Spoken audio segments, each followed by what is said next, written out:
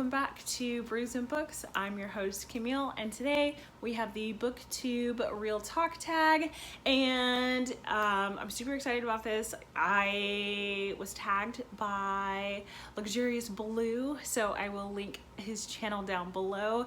So I'm really excited to be doing this one. I had thought about doing it at some point, but I'm glad that he tagged me in it so that I could do it just a little bit more quicker. So let's go ahead and get right into the beer. So today I have, I put a poll up on Twitter to basically figure out what kind of beer I wanted to try. I'm like completely out of beer in my fridge, and normally I'm pretty stocked, but I've just kind of, with the pandemic and everything, I've been avoiding going out and kind of staying in, also kind of just limiting the amount of beer that I drink because I drink it outside of my YouTube channel. So I have I do believe it's a stout, could be a porter, but it's a stout. So it's called Hold the Spoon. I like the can, it's really cute, but basically it's Hold the Spoon black chocolate cake. It's an imperial milk stout with cocoa nibs, cocoa powder, salt, and vanilla. So it's packed with deliciousness, and all of this kind of stuff is what I like to have like in an ice cream, or, you know, if they were ever like a Starbucks drink to have something that incorporates all of these, I would probably drink it. But it is 8.5 alcohol per volume in this one can, and this is a pint. So this is basically what you would get at a brewery. So I'm excited to try it. It's by the Bruery, Bruery, and it is from California. So from now on, I am only drinking beers from breweries that support Black people, because it's important, and I am a big beer girl, and I want to be able to support people who support me. So that's all that matters. Okay, so I also got a question on Twitter about kind of the different types of beers. I plan on doing a couple of videos actually, on the different types of beers. And I want to apologize. I have a jingly skirt, so I'm going to be rustling around. So if you hear little bells, they're on my skirt. But yes, so stouts and porters they're dark beers, and a lot of them gravitate around taste notes of dark chocolate, and coffee. That's kind of where it surrounds itself. And so with porters, from my experience, porters are a lot more, they have a little bit of a creamier taste. Some of them are light, but they can be more creamy. You can get milk stouts, which basically milk stouts are basically, you add lactose when you're brewing the beer. But yeah, so for the most part, porters tend to have, and the thing is with porters and stouts, they can interchange pretty easily on taste wise. So I like them both, and which one do I like more? I probably would have to say I like stouts more, just because they do, a lot of breweries like to do imperial stouts, which basically means that they are barrel aging the beer in either wine barrels, or they're barrel aging them in like bourbon and whiskey barrels. So I love imperials. I mean, of course they're stronger, but you get a lot more flavor and impact in your beer at that point, because you're getting what they put into the beer, and then you're also getting what was in the barrels. You know, I probably would have to say my favorite barrel to be barreled is probably bourbon. It's just really good. It's usually really smooth, and you can taste the bourbon. You can taste, you know, the notes from the beer. It's usually super, super good. So that's just a quick rundown on stouts and somewhat of porters. So Yeah, let's pour her. All right, yeah, this one is quite dark. Oh, but yeah, so very dark, a little viscous, and for anyone who doesn't know what viscous is, she's a little thick. Not bad, but just a little. It smells almost like Coke, basically. When I saw it poured out, I was like, oh, is that Coke? It's not Coke. So, cheers, y'all.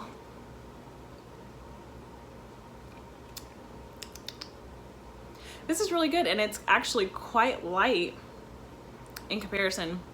So, it tastes like a Coke coming down. I just like to reiterate that. And I really appreciate this because sometimes with some stouts, you get a really big hint of vanilla.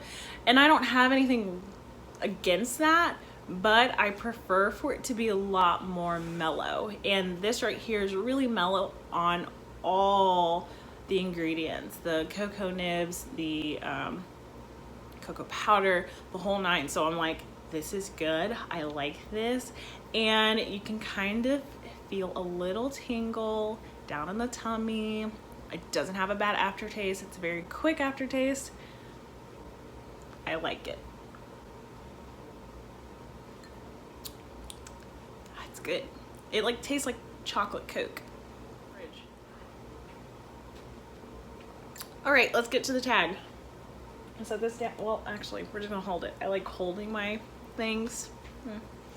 Okay, so the first question: if you could give yourself one piece of advice when you started making videos, what would it be? The only thing that's coming to my mind is trust the process. And I think that's probably my biggest advice for anyone who wants to start a YouTube channel is to trust the process and to don't get so worked up on it because it's not that big of a deal. Booktube is fun, or it can be fun, and the process, it's a tedious process, and you just have to trust that you're capable enough to go through the process. You know, as once your wheels start turning and you really start getting some movement, then it's okay. Like, it makes things a little bit more worth it. And so I think that is what I would have told myself is trust the process. It's going to be okay. Because I definitely freaked out starting my channel. I mean, I was super excited to do it, but I was just like, this is so different, and it was out of my comfort zone in terms of where my creativity stood. My creativity normally was on pen and paper, or it was on the computer, but it was for things that are flat. So I used to be in yearbook, so it was just photos and put them on a page, design it, and that's it. So actually having to talk to myself and hearing myself talk back, it was weird. It's strange, but it's a fun process to be in.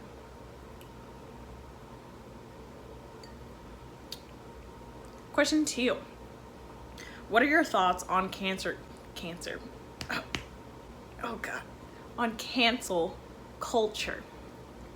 So cancel culture, and normally when I'm on Twitter and I see anything about like the cancel culture or anything about someone being canceled, I'm like really late to the party. So I'm like constantly trying to figure out what happened and stuff like that. I think it's important that cancel culture be a situation where whomever has done whatever, it has to be significant, and people have to be willing to say, you know what, I don't like this and I'm not going to be a part of it. Because a lot of the time, I mean, of course you're going to get both ends of the stick. You have to take a stand, and I think that some people deserve to be fully canceled. I think we're seeing that now. People deserve to be fully canceled when they're showing their true colors, simply put. Good. Number 3. Do you consider Booktube to be a welcoming community? So, yes and no. It depends on the people that you connect with when you first start, or even through the process of being on Booktube. It's just about who you're connecting with. For a moment, I was like, I'm not connecting with anyone. This is weird. I don't like this. I don't know what to do.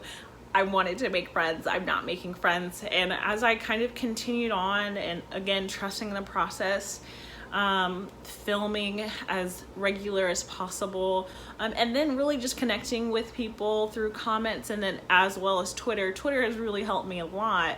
I've been able to make some friends, and with this recent surge in followers for both my Twitter and my Booktube, I've been able to connect and give myself more of a push to connect with other people, and that's a lot more exciting for me.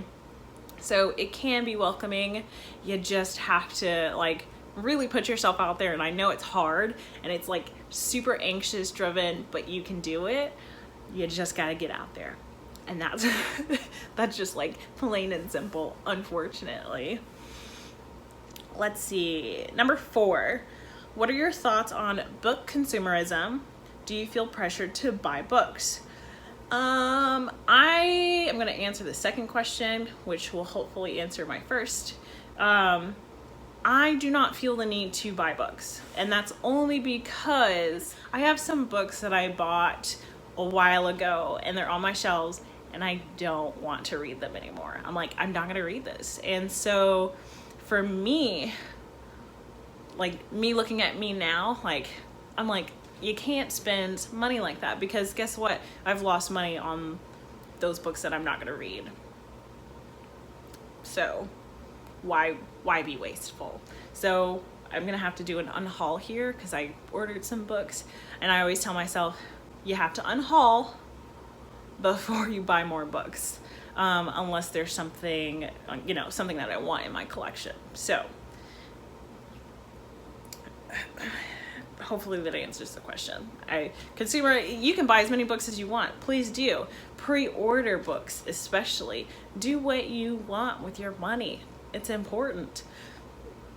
But I don't feel a need to buy books on a regular basis. I buy them whenever I feel like it, and I love to utilize my library, and I like audiobooks and things of that nature. So I'm big on secondhand as well. So, and then those small little like pocket libraries that you go into the neighborhoods, and someone has like the little library shop or whatever. You know what I'm talking about, People have them posted in their house, and you replace a book and you get a book. Yeah, those. Question number 5. Would you consider yourself a critical reader and reviewer? So yes and no. It depends on the book. So basically, if there's a book that's really resonating with me, and it's resonating with me on a personal level, I am definitely going to be a little bit more critical of that book in terms of just the way that it hits my brain, and it hits my speech.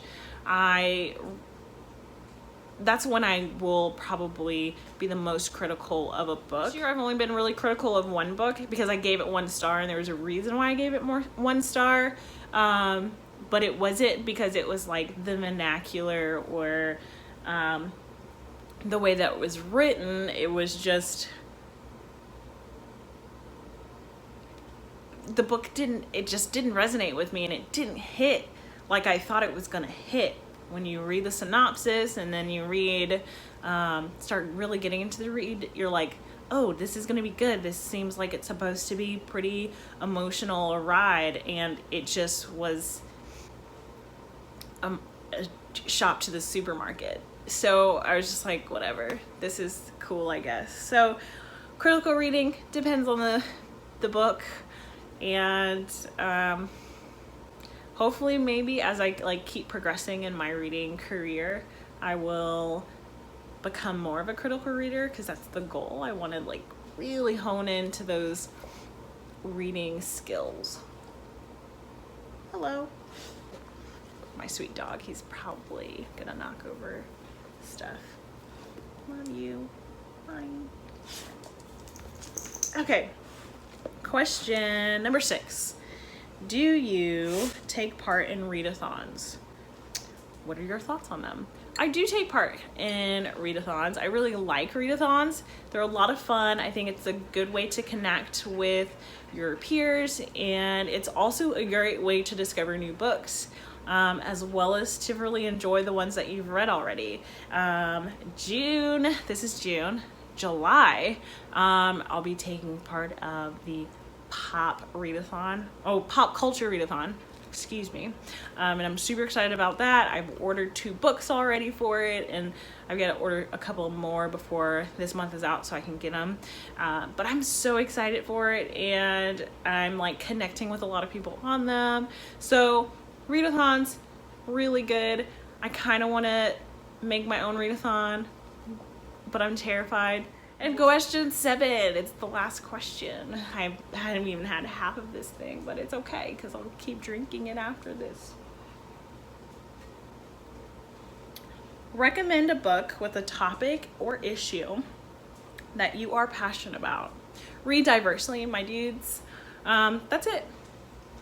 Just read diversely. I am trying to diversify my bookshelves as well, because I have always wanted to read more diversely, but now since I've been in the book community, I've been able to read a lot more diversely. So I just read all over the place. It's important, and it's really good to help get different perspectives, because a lot of the times, as you know, books are written from perspectives of authors, the people around them, their experiences, etc., etc. And so it can be really, really good to kind of open your mind, but also not only read diversely within authors themselves, but read in a broader realm. Like, I know some people, including myself, I don't like nonfiction.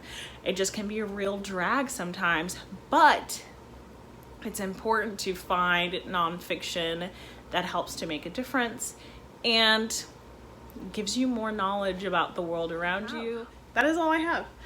I don't know who I'm going to tag. I'm going to try to tag some new people, some of my new followers, see what they want to do, and I'm appreciative of all my new followers.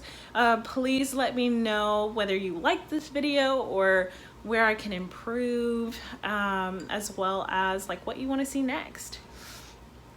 Tell me how your day went.